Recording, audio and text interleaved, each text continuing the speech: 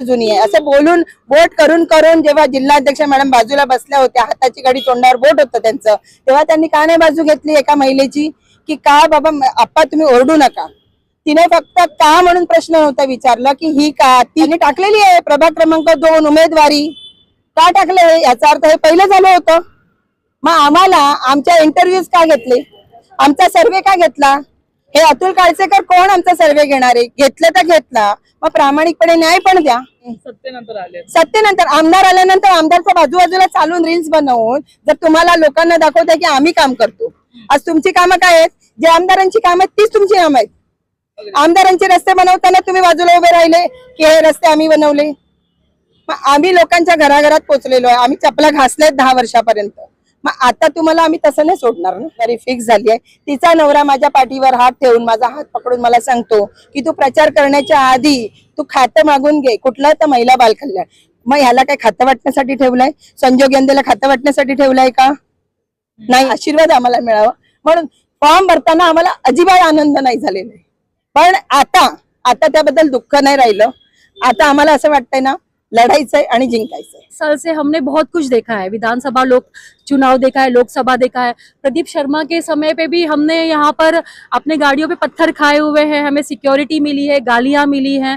तो आज जिन कैंडिडेट को चुना गया है, क्या उनके में जिगर है उस तरह का या एक्सपीरियंस है? क्यों नहीं किसी ने आवाज उठाई? वहां पे सैकड़ों के हिसाब से जो भारतीय जनता पार्टी के लोग थे, मयूरेश वाघ थे, एक महिला को नहीं संभाल पाए तो पूरे ग्लोबल सिटी को क्या संभाल पाएंगे वो लोग, जबकि जिलाध्यक्ष महिला है। बिल्कुल जिला अध्यक्ष महिला है, हमारी एक आमदार महिला है। तो जब यहाँ पे कार्यक्रम भाजपा के नेतृत्व में रखा गया तो एक पत्रकार जो कि सारी सूचना आपको ना कैमरे के सामने बोलना चाहूंगी, क्योंकि जब इतनी बड़ी हिम्मत हमने कर ली है 10 साल के बाद में अपक्ष में आके, हमारे विरार पश्चिम में ना वो जो कंट्रोल है ना, रिमोट कंट्रोल, वो संजोग यंदे के पास में है। और आप एक बार है ना सर्वे करिए, ये जो टिकट्स यहाँ वहां हुई, हेर फेर हुई, ये सारा कमांड, ये सारा कंट्रोल संजोग यंदे ने अपने पास में रखा था। और यहाँ तक कि मुझे भी सूत्रों से पता चला कि सुदीप की 13 टिकट भी संजोग यंदे ने कट किया है यहाँ से। संजोग यंदे ने जो यहाँ की हेरा फेरी टिकट की हुई है वो सारी चीजें करवाई, उसके बाद में अपनी वाइफ को टिकट यहाँ पे दिलवाया ये बोलकर कि वो प्रदेश कार्यालय से किसी फैमिली से बिलोंग करती है।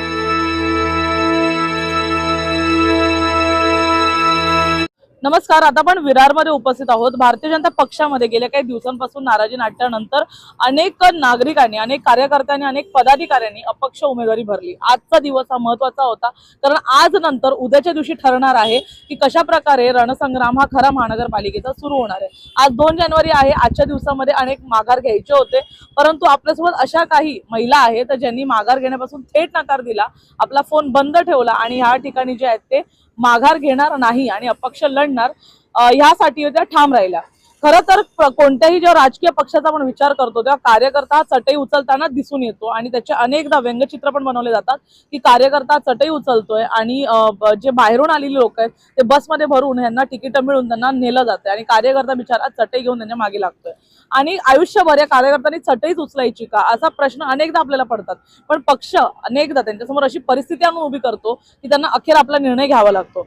जर आपण बहुजन विकास आघाडीचं बघितलं तर दोन्ही पक्षांमध्ये नाराजी आहे, परंतु बहुजन विकास आघाडीमध्ये ती थोडीफार प्रमाणात कमी दिसून येते, कारण बहुजन विकास आघाडी आपल्या सर्व्हायव्हिंग पॉईंटवर यावेळेस उभी आहे। जर ही निवडणूक नाही तर काय, हाच प्रश्न बहुजन विकास आघाडी समोर आहे। त्यामुळे बहुजन विकास आघाडीच्या या सर्व्हिंग पॉईंट म्हणून बाहेर काढायला प्रत्येक कार्यकर्त्याला मेहनत करायची आहे। त्यांना माहिती आहे कुठेतरी की आपल्याला आपल्या नेत्यांसोबत उभं राहायचंय, परंतु भारतीय जनता पक्षामध्ये सत्ता आल्यानंतर असं काय चक्र फिरलंय की ती सत्ता आहे त्या लोकांना सांभाळवली जात नाहीये आणि सत्ता आल्यानंतर ज्या नवीन लोकांनी ह्या ठिकाणी येऊन पक्षप्रवेश केला आल्यानंतर त्या लोकांना तिकीट दिली जातात आणि ज्यांनी रातोरात जागून ही सत्ता आणली बहुजन विकास आघाडी सारख्या, जसं की स्नेहा दुबे मॅडम बोलतात की त्या जायंट किलर आहेत, या जायंट किलरला मांडण्यासाठी ज्यांनी प्रयत्न केला त्यांना बाहेर डावललं गेलं। आपण जाणून घेऊया या अपक्ष उमेदवारांकडून की नेमकं त्यांचं काय म्हणणं, अशी कोणती नाराजी होती की त्यांनी इतकं मोठं पाऊल उचललं। कारण अपक्ष उभं राहणं आणि स्वतःच्या रिस्कवर पूर्ण निवडणूक लढवणं ही एक मोठी गोष्ट आहे, एक नवीन चिन्हासोबत नवीन ओळख घेऊन येणं, परंतु कसं ते समोर जाणार आहेत हे आपण पाहूया। आपल्यासोबत आहेत मंजिरी मॅडम। मंजिरी मॅडम, काय सांगाल, गेल्या काही दिवसांपासून एक नाराजी नाट्य भाजपमध्ये सुरू आहे। भाजप हा आत्ता सत्तेत आला आणि अचानकच एका वर्षामध्ये असं काय झालं की फुटाफूट सुरू झाली आहे? नमस्कार, मी मंजिरी पंड्या। भाजप सत्तेत आला आणि फुटाफूट झाली, ही फक्त या आता 8 दिवसामध्येच झालेली आहे। नाहीतर भाजप एवढा मजबूत आम्ही केला होता. म्हणजे आमच्या सगळ्या कार्यकर्त्यांनी म्हणजे रक्ताचं पाणी करून त्यांनी भाजपा वाढवला. आता गत 10 वर्षापासून तुम्ही आम्हाला बघतायत की आम्ही इकडच्या बहुजन विकास आघाडीच्या विरोधात आम्ही लढलो आणि आज इथे सत्ता स्थापन केली, आमदार आणला, खासदार आणला, परंतु त्याची किंमत नाही ठेवली. तुम्ही आता जे आहे अपक्ष घेतलेला आहे, माघार घेण्यासाठी तुम्हाला फोन आले? भरपूर फोन आले, भरपूर प्रेशर आलं, आम्हाला तिघींना पण प्रेशर आले आणि खूप वेळा आला. पण शेवटी इव्हन इकडच्या उमेदवार पण आमच्या घरी येऊन गेल्या. पण जर आता आम्हाला पाया पडायला येतात आहे तर का नाही पहिले आले, का नाही आम्हाला विचारात घेतलं, का नाही आमच्या वरिष्ठ लोकांना विचारात घेतलं. तुम्ही अपक्ष लढणार आहात हे आधीच तुम्ही कुठेतरी घोषणा केली होती उमेदवारी अर्ज भरायच्या आधी, मग त्यावेळेस पण पक्षाने गृहीत न धरलं? नाही धरलं. मी खासदारांना देखील भेटली होती आणि त्यांना मी सांगितलं होतं. बरं, त्या जेव्हा खासदार इकडे नवरात्रीमध्ये आले तेव्हा मी जवळजवळ त्यांना 15 बिल्डिंग मध्ये घेऊन गेली. त्यावेळेला मी एकटीच बाई होती जी त्यांना 15 बिल्डिंग मध्ये घेऊन गेली. तेव्हा ही लोक कुठे होती ज्यांना आता उमेदवारी दिली आहे? मग तेव्हा का नव्हते कोणी? माझा हाच थेट प्रश्न. मी बोलली पण माझ्यामध्ये काय कमी आहे मला जिल्हाध्यक्ष प्रज्ञाताईंनी सांगावं, आमदार राजन नाईकने सांगावं की बाबा मंजिरी तू ह्याच्यात कमी आहे म्हणून आम्ही तुमची उमेदवारी डावलली. कारण काय दिलंय तुम्हाला? आम्हाला कारण दिलंच नाही ना. आम्ही विचारायला गेलो आणि मग प्रज्ञाताईंनी लास्ट सांगितलं अजून उमेदवारी जाहीर झालेली नाहीये, तुम्ही निश्चिंत राहा आणि तुम्ही जा. म्हणजे त्यांनी फक्त तात्पुरतं हे केलं. प्रत्येक व्यक्तीला वाटतं नगरसेवक आलं तर मी एक फॉर्म भरेन कारण मी एवढ्या वर्ष जुनी आहे, मी एवढी वर्ष काम केलेलं आहे, म्हणून ती पण बिचारी करत होती. पण ज्या दिवशी आम्ही सगळे भेटायला गेलो त्यावेळेला कल्पनाताई पण आमच्या बरोबर होत्या आणि कल्पनाताईंना असं सांगितलं गेलं की तू किती वर्ष जुनी आहे असं बोलून बोट करून करून जेव्हा जिल्हाध्यक्ष मॅडम बाजूला बसल्या होत्या, हाताची घडी तोंडावर बोट होतं त्यांचं, तेव्हा त्यांनी का नाही बाजू घेतली एका महिलेची की का बाबा आप्पा तुम्ही ओरडू नका. तिने फक्त का म्हणून प्रश्न नव्हता विचारला की ही का ती का असं नव्हतं बोललं. मग यांचं काय एवढाच हा प्रश्न विचारलेला. बट नाही, माझ्यासमोर कोणी नवीन आली तर मला बोलण्याचा हक्क आहे. जर आम्ही तुमच्यासाठी मत मागायला गेलो तर मग आमचा हक्क नाही का विचारण्याचा आमदारांना? मग नवीन आले त्यांना का उमेदवारी दिली, कोणत्या बेसिसवर दिली आहे? RTI वर दिली असेल, टेंडरवर दिली असेल, ठेकेवर दिली असेल किंवा पैशावर दिली असेल, हे आता मला नाही माहिती कारण मी त्या प्रक्रियेत नव्हती. रील्स वर दिली असू शकते, देऊ शकतात. कारण आता तुम्ही बघाल फक्त फॉर्म भरण्याच्या आधीपासून मी उमेदवार प्रभाग क्रमांक जेव्हा मी नव्हते टाकत प्रभाग, मग ह्यांना काय 8 दिवसाआधी माहिती होतं का मला तिकीट जाहीर झालंय? 15 दिवसाआधी माहिती होतं का यांना तिकीट जाहीर झालंय? मग यांनी कसे काय मी उमेदवार म्हणून टाकला? म्हणजे याचा अर्थ यांची सेटिंग ही आधीच झाली होती. मग यांनी जेव्हा प्रभाग, तुम्ही त्यांचे रील्स बघा, त्यांनी टाकलेली आहे प्रभाग क्रमांक 2 उमेदवारी. का टाकले याचा अर्थ हे पहिलं झालं होतं. मग आम्हाला आमच्या इंटरव्ह्यूज का घेतले, आमचा सर्वे का घेतला? हे अतुल काळसेकर कोण आमचा सर्वे घेणारे? घेतलं तर घेतला, मग प्रामाणिकपणे न्याय पण द्या. न्याय नाही दिला. त्यांनी आमच्याकडून माहिती घेतली कुठल्या कुठल्या जातीची लोक आहेत, किती जुनी लोक आहेत, तुम्हाला मानणारी किती आहेत. मग हा विचारून काय तुम्ही दुसऱ्यांना उमेदवारी द्यायची होती? तुम्हाला प्रत्येक पानावरती किती लोक आहेत, गुजराती किती, मारवाडी किती, उत्तर भारतीय किती, वाडवळ किती, आगरी किती, कोळी किती, कुणबी किती, खाटीक किती, मुस्लिम किती. मग आमच्याकडून कामं करून दुसऱ्यालाच द्यायचं होतं तर आमच्याकडून कामं का करून घेतली? बरं, तुम्ही सांगताय की ही कामं करा, ती कामं करा, ती उमेदवारी मिळेल, ही उमेदवारी मिळेल तर मग कामं आम्ही केली ना. उमेदवारी आमचा हक्क आहे. आज गत 5 वर्षाच्या आधी जर इलेक्शन झालं असतं तर आम्ही उमेदवार होतो, त्यावेळेला तुम्ही पण होतात, त्यावेळेला आमच्याकडे कॅन्डिडेट नव्हते. मग आता कॅन्डिडेट आले का यांच्याकडे? सत्तेनंतर आले. सत्तेनंतर आमदार आल्यानंतर आमदारच्या बाजूबाजूला चालून रील्स बनवून जर तुम्हाला लोकांना दाखवताय की आम्ही काम करतो. आज तुमची कामं काय आहेत? जे आमदारांची कामं आहेत तीच तुमची कामं आहेत. आमदारांचे रस्ते बनवताना तुम्ही बाजूला उभे राहिले की हे रस्ते आम्ही बनवले. मग आम्ही लोकांच्या घराघरात पोहोचलेलो आहे, आम्ही चपला घासल्यात 10 वर्षापर्यंत. मग आता तुम्हाला आम्ही तसं नाही सोडणार ना. तुम्ही एक प्रश्न तुम्हाला खूप मला विचारायचा होता अगदी तात्काळीने, तुम्हाला हा प्रश्न माहिती असेल की तुम्ही जेव्हा अपक्ष उमेदवारी भरला तुम्ही पिवळी साडी नेसली होती. मी तुम्हाला तेव्हाच प्रश्न विचारला तुम्ही पिवळी साडी का नेसली आहे, त्याचं कारण काय? कारण सगळ्यांना माहिती आहे की पिवळा म्हणजे बहुजन विकास आघाडीचा रंग आहे आणि बहुजन विकास आघाडी पिवळ्या रंगाचा वापर, त्याचा लोगो आहे पिवळा, त्यांचा सतत पिवळा रंग असतो. मग पिवळ्या रंगाची साडी नेसणे मागचं कारण काय होतं? नाही, त्याचा काही बहुजनचा आणि त्या साडीचा काही संबंध नाहीये. पिवळ्या रंगाचा एकतर मी माझ्या गुरूंना माझ्या स्वामींना मानते म्हणून मी तो पिवळा रंग घातला होता. दुसरी गोष्ट म्हणजे ती साडी मला आदल्या दिवशी उमेदवार सानवी यंदे यांच्या इकडनं मला मिळाली होती. आम्ही एकत्र बसलो होतो. त्यापर्यंत ती बाई मला सांगत नाही की मला उमेदवारी फिक्स झाली आहे. तिचा नवरा माझ्या पाठीवर हात ठेवून माझा हात पकडून मला सांगतो की तू प्रचार करण्याच्या आधी तू खातं मागून घे, कुठलं तर महिला बाल कल्याण. मग ह्याला काय खातं वाटण्यासाठी ठेवलंय? संजोग यंदेला खातं वाटण्यासाठी ठेवलंय का? नाही ना. बरं, ती पिवळी साडी, मी माझे वडील वारकरी होते आणि ती वारकऱ्यांची साडी आहे. वारकऱ्यांनी दिलेली साडी ती प्रसाद रूपी तिने मला दिली. त्याला फॉल बिडिंग पण नाही, मी तुम्हाला आता पण दाखवू शकते. त्याला फॉल बिडिंग नव्हती, पण माझ्या वडिलांच्या आठवणीमुळे मी ती साडी नेसली की माझे वडील वारकरी होते आणि वारकऱ्यांचा आशीर्वाद आम्हाला मिळावा म्हणून. फॉर्म भरताना आम्हाला अजिबात आनंद नाही झालेला आहे, पण आता त्याबद्दल दुःख नाही राहिलं. आता आम्हाला असं वाटतंय ना, लढायचंय आणि जिंकायचंय. नक्की। सुनीति मैडम, मैं आपसे पूछना चाहूंगी, अभी अगर आप देखेंगे तो ग्लोबल सिटी जो पूरा परिसर है, आप तो काफी सालों से यहाँ पे एक्टिव है, ग्लोबल सिटी पूरा परिसर है, हिंदू मुस्लिम हिंदी मराठी, काफी बार इस यहाँ पे वाद हुआ था, काफी बार। आप कितनी बार, तो आप खुद वहाँ पे भागी हैं, आपने खुद देखा है। मैं आपसे पूछना चाहूंगी, जो नए आज के वक्त के चेहरे हैं, कितने लोगों को पता है कि आज के टाइम पे ग्लोबल सिटी में एक्चुअल जातिवाद प्रांतवाद हो सकता है और कितना डैमेज लीकेज ये लोग डैमेज कंट्रोल लोग कर सकते हैं? नमस्ते कीर्ति जी। आप तो मुझे लगता है पिछले 10 सालों से आप मुझे जानती हैं और मेरी जितनी भी एक्टिविटी है आपको भली भांति मालूम है।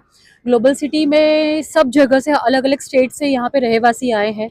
उत्तर भारतीय है, मुस्लिम है, क्रिश्चियन है, गुजराती है, मारवाड़ी है, सब जाति के लोग यहाँ पे रहते हैं। जिन्हें टिकट दिया गया है उन्हें किसी भी प्रकार का ज्ञान नहीं है कि यहाँ पे किस किस विषय की दुर्घटना होती है, किस किस विषय की तकलीफ है, महानगर पालिका से किस तरह का कोई भी तकलीफ हुआ तो उन्हें किस तरह से यहाँ के रहवासियों को जाकर उनके काम का समाधान निकालना है। और रही बात 10 साल से हमने बहुत कुछ देखा है, विधानसभा लोक चुनाव देखा है, लोकसभा देखा है। प्रदीप शर्मा के समय पे भी हमने यहाँ पर अपने गाड़ियों पे पत्थर खाए हुए हैं, हमें सिक्योरिटी मिली है, गालियाँ मिली हैं।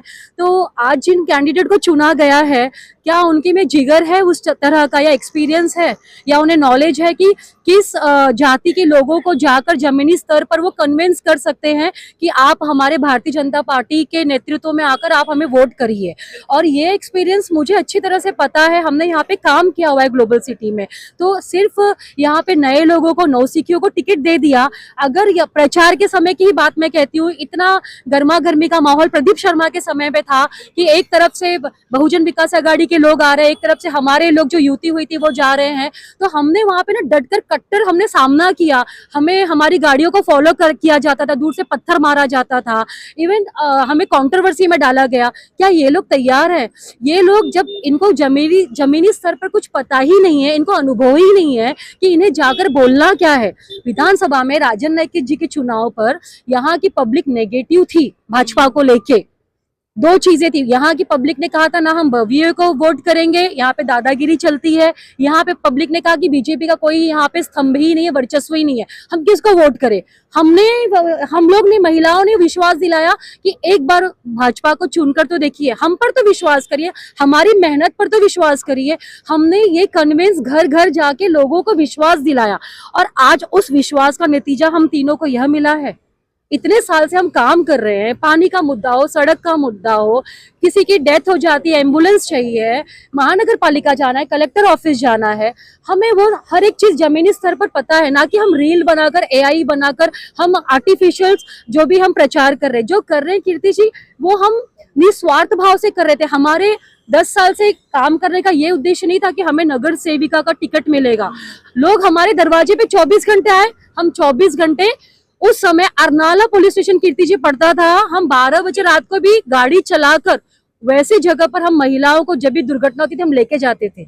आज तो समय अच्छा है, 2 मिनट में बोलिंज पुलिस स्टेशन पहुंच जाओ, लेकिन अरनाला पुलिस स्टेशन जाना वो हमने काम किया है। क्या आज के जो नए लोग आए हैं उन्हें कुछ भी पता है? कोई जानकारी नहीं है। बिलकुल, मी तुम्हाला एक गोष्ट सांगू इच्छिते, अगर आपको पता होगा मॅडम, हा खूप गाजलेला किस्सा आहे। आमदारांच्या कार्यक्रमामध्ये ज्या प्रकारे गोंधळ झाला होता त्यावेळेसच आम्ही तुम्हाला सांगतो, जेव्हा गोंधळ झाला होता, आमदार जेव्हा निघून गेले, राजन नाईकजीच्या जे पिताजी होते ते खूप आजारी होते आणि महिला आमदार पण निघून गेल्या होत्या, आणि जेव्हा आमदार गेल्यानंतर पण काही मोठ्या प्रमाणात गोंधळ झाला आणि जे काही गोंधळ झाला त्याच्यानंतर एकही भाजपाचा कार्यकर्ता इथे थांबला नाही। तो का नाही थांबला? क्यों नहीं रुके? क्या वो डैमेज कंट्रोल नहीं कर सकते थे? बिल्कुल कर सकते थे, लेकिन वो उनके अंदर वो जिगर होना चाहिए, वो एक ईमानदारी होनी चाहिए और पार्टी के प्रति उनको एक, उनके अंदर एक बोलते हैं ना कि एक भावना होनी चाहिए थी। लेकिन ये हर कोई नहीं कर सकता है, ये किसी की बस की बात नहीं है कि इस समय में अगर कोई दुर्घटना हो जाए, कोई आपत्ति आ जाए। अब जैसे इस समय में मयूरेश वाघ ने जो पानी का कार्यक्रम जे एवेन्यू में लिया था, वहां पे हमारी आप ही की पत्रकार है, मेरी उत्तर भारतीय लड़की है, वो वहां पे छेड़खानी का मुद्दा हुआ, मामला हुआ, जो भी था, बैनर तो नेतृत्व में भाजपा के लगाया गया था, तो क्यों नहीं उस लड़की को बुला के उसके साथ में न्याय दिया गया? क्यों नहीं किसी ने आवाज उठाई? वहां पे सैकड़ों के हिसाब से जो भारतीय जनता पार्टी के लोग थे, मयूरेश वाघ थे, एक महिला को नहीं संभाल पाए तो पूरे ग्लोबल सिटी को क्या संभाल पाएंगे वो लोग? जबकि जिलाध्यक्ष महिला है। बिल्कुल, जिला अध्यक्ष महिला है, हमारी एक आमदार महिला है। तो जब यहाँ पे कार्यक्रम भाजपा के नेतृत्व में रखा गया, तो एक पत्रकार जो कि सारी सूचनाएं पूरे देश भर में फैलाती है, जब वो सिक्योर नहीं है तो हम लोग कैसे सिक्योर रहेंगे? तो अब क्या लगता है ये पूरे मुद्दे में आज के वक्त ग्लोबल सिटी को क्या चाहिए? आज के समय में ग्लोबल सिटी को राजनीतिक पार्टी में इंटरेस्ट नहीं है। ग्लोबल सिटी की जनता चाहती है कि हमारे लिए कोई भी जमीनी स्तर पर आए और ईमानदारी से एकदम, अपने बोलते हैं कि एकदम सच्चाई से हमारे लिए काम करे। वो विषय हो पानी का, वो विषय हो सड़क का, वो विषय हो महानगर पालिका का, कोई या वो विषय हो केंद्र से जुड़े हुए कोई भी योजनाओं का। यहाँ की जनता चाहती है कोई भी पार्टी आए या कोई अपक्ष आए, जो भी आए वो हमारे लिए काम करे। और 10 साल से कीर्ति जी आप जानते हो कि जो पहली पानी की रैली थी वो हमने यहाँ पे निकाली थी। उस समय भी हम पर प्रेशर आया था, जैसे आज हम पर प्रेशर आया कि आप बाहर मत निकलना। उस समय भी हम जब पानी की रैली में यहाँ उतरे थे, उस समय भी हमें फोन आया था कि आप रैली में मत जाना। वो किसी ने नहीं देखा, लेकिन आज एआई बना रहे, मटका रख के सर पर घूम रहे एआई द्वारा। हमने यहाँ पे रैली निकाली, हम गालियां खाए, हमें बोला गया कि आपको यहाँ पे ग्लोबल सिटी में रहने नहीं देंगे।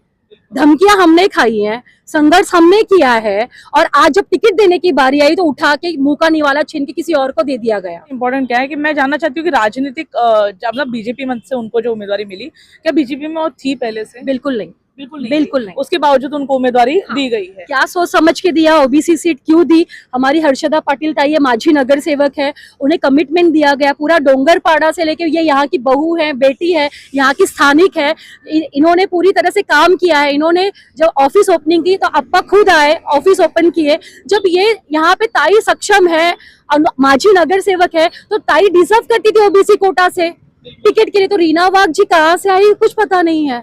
सबसे सगळ्यात महत्वाचं म्हणजे आमदार राजन नाईक हे ज्या महापालिके ज्या कार्यालयाच्या उद्घाटनाला फिरले, त्या कार्यालयाच्या उद्घाटनात त्यांनी जाऊन सांगितलं होतं की इकडचा उमेदवार हा असेल, आमच्या उमेदवाराकडे लक्ष ठेवा। असे बरेचसे क्लिप्स आमच्याकडे आहेत ज्याच्यामध्ये ते स्पष्टपणे बोलले होते। आणि अनेक लोक आज ह्यामुळेच नाराज आहेत की हजारो लोकांनी जेव्हा स्पष्टपणे हे सगळं बघितलं तरी पण आमच्यासोबत दुजाभाव केला गेला।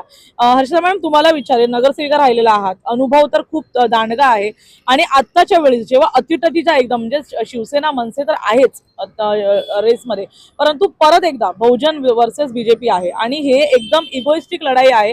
ही बहुजनसाठी पण तितकीच महत्वाची आहे, कारण पक्ष संपण्याच्या मार्गावर आहे, तर भाजपसाठी पण तितकीच महत्वाची आहे। त्याचं कारण म्हणजे जर ही लढाई जिंकले नाही तर बहुजन पुन्हा एकदा जे आहे ते डोकंवर काढू शकते। ही कुठेतरी भीती भाजपला आहे।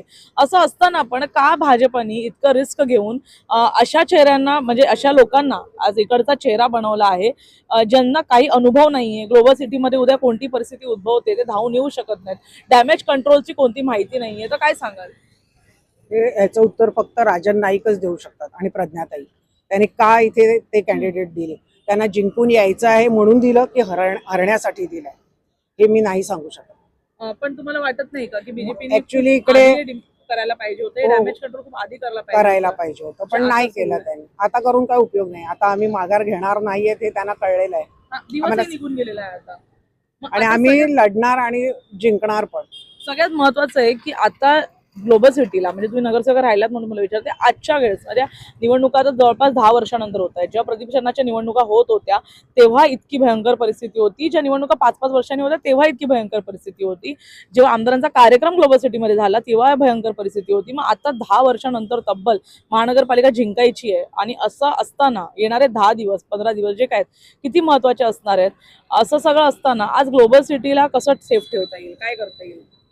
ग्लोबल सिटीमध्ये जे लोक आहेत ते हिंदू आहेत, पहिली जास्ती लोक हिंदू आहेत इथे, आणि सुदीप्ती आहे, ही आहे, मंजिरी आहे, ह्या लोकांचा इथे जास्ती पकड आहे।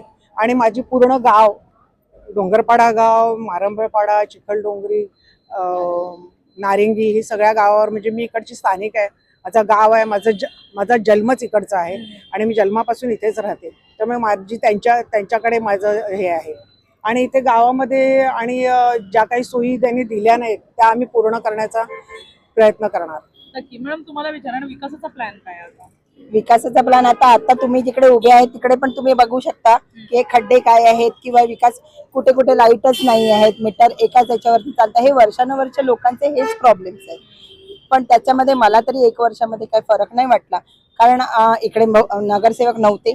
आता तो मोका महानगरपालिकाची निवडणुका लागल्यामुळे तो मोका मिळाला आहे. आणि मला वाटतं की सगळेच, मी फक्त ग्लोबल सिटी नाही म्हणत आहे, गोकुळ टाउनशिप पासून नारंगीपर्यंत चिखलडोंगरीपर्यंत सगळीच लोक समजदार आहेत. त्यांना विकास पाहिजे. त्यांना ज्या अपेक्षेने ज्यांनी वोटिंग केलं होतं ते काही त्यांना दिसत नाहीये. मग त्यासाठी पाहिजे मला नारंगीच्या, चिखलडोंगरी, मारंबल अशा जे गाव आहेत त्यांना त्यांची ओळख मिळायला पाहिजे. हे आम्ही पत्र तेव्हाही दिलंय आणि ते करणार असं बोलले. पण किती वेळ लागतो? एक प्रवेशद्वार बनवायला किती वेळ लागतो? एखाद्या गावाची ओळख द्यायला किती वेळ लागतो? एक आमदार फंडातून पैसे द्यायला किती वेळ लागतो? ती ओळख गावकऱ्यांना मिळायला पाहिजे. लोकांना प्रेम पाहिजे आहे, काम पाहिजे. मी तेच म्हणाले, आम्ही हे आधी पण दिलेलं आहे. मी नारंगी गावात नेण्याचा आमदारांना बऱ्याच वेळा प्रयत्न केला आणि ह्या नारंगी गावाची लोक सांगतील, परंतु ते एकही वेळा ते या नारंगी गावात आले नाही. दुसरी गोष्ट म्हणजे आता मी असं म्हणाले की आता आमच्याकडे म्हणजे मी माझ्या मुलाला जेव्हा US ला फोन केला की अरे आम्ही असं लढतोय आणि आम्ही फॉर्म मागे घेणार नाही, तेव्हा मला तो म्हणाला मम्मी मागे घेऊ नको. असं पण आता आपल्याकडे हरण्यासारखं काय राहिलंय? ग्लोबल के हाल है, जैसे मैडम ने कहा कि अभी कल के भाषण में पूनम मैडम ने कहा था कि जो विकास की लक्ष्मी है वो कमल पे बैठ के आएगी, तो क्या हुआ? लक्ष्मी 1 साल में नहीं आ पाई? विकास की लक्ष्मी जो है कमल पर बैठ के तो आई, लेकिन कमल खिलता किस में? कीचड़ में। अगर विकास होना रहता तो कमल खिला होता, लेकिन अभी तो ऐसा लग रहा है कि भविष्य कमल वापस कीचड़ के अंदर जाने वाला है। मैं आपको यही बोलना चाहूंगी। टिकट बेचा गया है, लक्ष्मी कई प्रकार से भाजपा में आई है, ऐसा कहा जा रहा है। लक्ष्मी कई प्रकार पे कमल से बैठ के आई है, तो क्या लगता है? देखिए, टिकट बेचा गया है ये पूरी बात पता नहीं है, क्योंकि ऐसा नहीं है कि अभी अगर मैं आपसे बोलूं टिकट बेचा गया है तो किस लिए बेचा गया है, क्या उनका इंटेंशन रहा था? ऊपर के प्रदेश के लोग हैं, केंद्र के लोग हैं, उनको जवाब तो देना पड़ेगा। क्योंकि पूनम मैडम क्यों आई? जितने लोग नाराज थे उन्होंने अपनी आवाज केंद्र तक पहुंचाई, इसलिए पूनम मैडम को प्रभारी बनाकर इंक्वायरी के लिए भेजा गया। पूनम ताई ने आज मुझे खुद फोन किया, पूनम ताई ने मुझे अच्छे से बोला सुदीप्ति क्या बात है। ताई ने ये नहीं बोला कि आप पीछे हट जाओ, लेकिन ताई ने बोला आपकी नाराजगी क्या है। मैंने फोन पर ताई को बताया ताई ये बात है, जिसकी जानकारी ताई को नहीं थी। ताई को मैंने ये तक कहा कि इतना होने के बाद भी राजन नाइक जी को पता था कि ये लोग अपक्ष में फॉर्म भरने जा रहे हैं, तो अप्पा हमको बुला सकते थे, लेकिन अप्पा अपने ईगो में थे। तो आज कोई एक आमदार है, खासदार है या फिर राह चलता है इंसान है, ईगो तो कीर्ति मैडम सबका होता है, मान सम्मान स्वाभिमान सबका होता है। अप्पा ने हमको टिकट दे के हमारा भाजपा के नेतृत्व में हमारा टिकट काटा, लेकिन अगर हमें चुन के आना है, हम अपनी मेहनत से हम अपक्ष भी नगर सेवक चुन के आ सकते हैं। तो अभी क्या लगता है, जो टिकट बेचने का, चलो वो तो एक मान नहीं सकते, कोई प्रूफ नहीं हमारे पास टिकट बेचा गया, लेकिन जो निष्ठावंत थे, कल काफी लोग नाराज थे, 10-10, 15-15 साल उन लोगों से काम करवाना, उनको अपने आसपास रखना, उन लोग से मतलब कई काम किए जाते हैं, यहाँ तक कि कुर्सी भी उठाते हैं लोग, वहां से शुरुआत करता है कार्यकर्ता, जब वो पलट जाता है तो क्या हो सकता है? कीर्ति मैडम, एक सच्चाई मैं आपको ना कैमरे के सामने बोलना चाहूंगी, क्योंकि जब इतनी बड़ी हिम्मत हमने कर ली है 10 साल के बाद में अपक्ष में आके, हमारे विरार पश्चिम में ना वो जो कंट्रोल है ना, रिमोट कंट्रोल, वो संजोग यंदे के पास में है। और आप एक बार है ना सर्वे करिए, ये जो टिकट्स यहाँ वहाँ हुई, हेर फेर हुई, ये सारा कमांड, ये सारा कंट्रोल संजोग यंदे ने अपने पास में रखा था। और यहाँ तक कि मुझे भी सूत्रों से पता चला कि सुदीप्ति 13 टिकट भी संजोग यंदे ने कट किया है यहाँ से।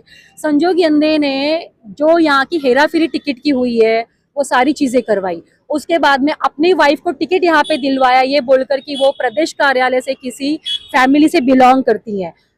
बिलोंग फैमिली से मैं भी बहुत केंद्र से करती हूँ, बात ये नहीं है, बात हमारी मेहनत, हमारा टैलेंट, हमारा एक्सपीरियंस देखा जाता है। आज सानवी यंदे को ओपन में टिकट दिया गया है, उन्होंने क्या काम किया ग्लोबल सिटी में? आप अपना कैमरा लेके ग्लोबल सिटी में जाइए, खाली सानवी अंधे का फोटो किसी महिला को दिखाइए और बोलिए ये महिला कभी आप लोगों के लिए आके खड़ी थी, कभी आपके लिए काम किया, कभी आपके लिए पुलिस स्टेशन गई, कभी आपके दुख सुख में यहाँ पे आई, कभी आपके लिए गाली खाई, कभी पत्थर खाया, कभी बहुजन विकास आघाड़ी की तरफ से जो पहले की जो सारी तकलीफें थी वो उन्होंने सही नहीं, लेकिन एक नया चेहरा दे दिया गया, किस बिहाफ पे दिया गया, ये सारी चीजें मोदी तक जानी चाहिए। टिकट मिला नहीं मिला, हमारा भविष्य खराब नहीं हुआ, ये आखिरी मौका नहीं था कीर्ति जी, ये नहीं था, लेकिन ये एक बहुत बड़ा सबक भारतीय जनता पार्टी को भी है। और एक वेव थी भारतीय जी बिल्कुल, हम जिस तरह से चुनकर आए हमारा भविष्य ना सुनहरे अक्षरों में लिखा जाता, लेकिन ये जो काम हुआ है ना नेगेटिव, जो अननोन लोगों को जो टिकट दिया गया है, मैं कहती हूँ कीर्ति जी अगर यहाँ पे ना मुझसे भी ज्यादा बढ़कर कोई कर्मठ और एकदम एक्सपीरियंस वाला कैंडिडेट होता, आज हम लोग तीनों उनके साथ में मिलकर भारतीय जनता पार्टी के द्वारा हम प्रचार करते, लेकिन आज 4 कैंडिडेट है ग्लोबल सिटी में, जो कि A+ में हमारा ग्लोबल सिटी गया है सर्वे के हिसाब से केंद्र में। तो एक कैंडिडेट और ढंग का चुने होते, यानी इनको प्लान था, इनको ग्लोबल सिटी को हराना था, वो चाहते एक्सपीरियंस में सर्वे में उन्हें पता है कि हरा सकते थे, किसके लिए?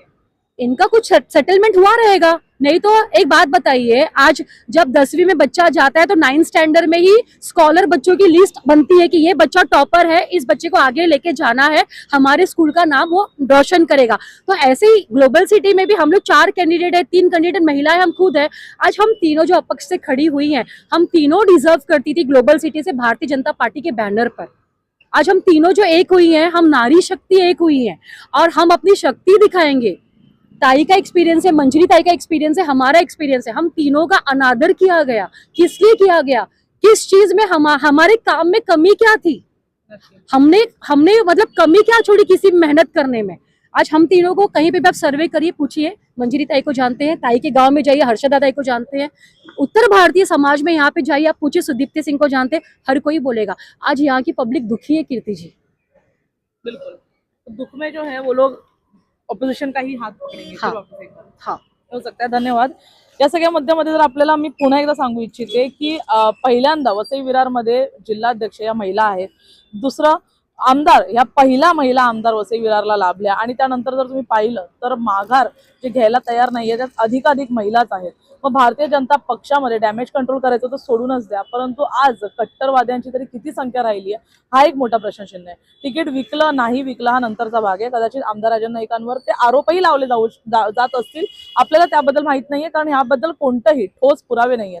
परंतु जर तिकीट विकलं नाही गेलंय तर का निष्ठावंतांना सोडून आज अशा लोकांना तिकीट दिलं गेलंय जे अद्यापही आज 2 जानेवारी आलाय तरी अजूनही त्यांच्या प्रचाराची सुरुवात झालेली नाहीये।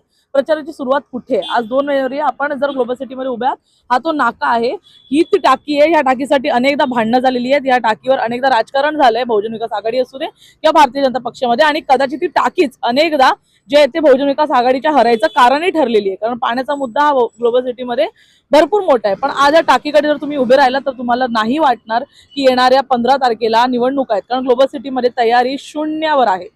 जेव्हा या लोकांना चिन्ह मिळतील तेव्हा हे लोक तयारी करतील, म्हणजे जोपर्यंत हे तयारी करत नाही तोपर्यंत ग्लोबल सिटीमध्ये वातावरण निर्माण होणार नाही। बहुजन विकास आघाडीचा जो पक्ष आहे तो आपापल्या पद्धतीने कोर लेवलवर तयारी आधीपासून करतोय, पण भारतीय जनता पक्षाने ज्यांना तिकीट दिलेली आहेत का ते अद्यापही यांच्या विरोधात उभे राहत नाहीये, कारण हे भारतीय जनता पक्षातून आलेले आहेत, उद्या हीच लोक भारतीय जनता पक्षाची मतं खाऊ शकतात।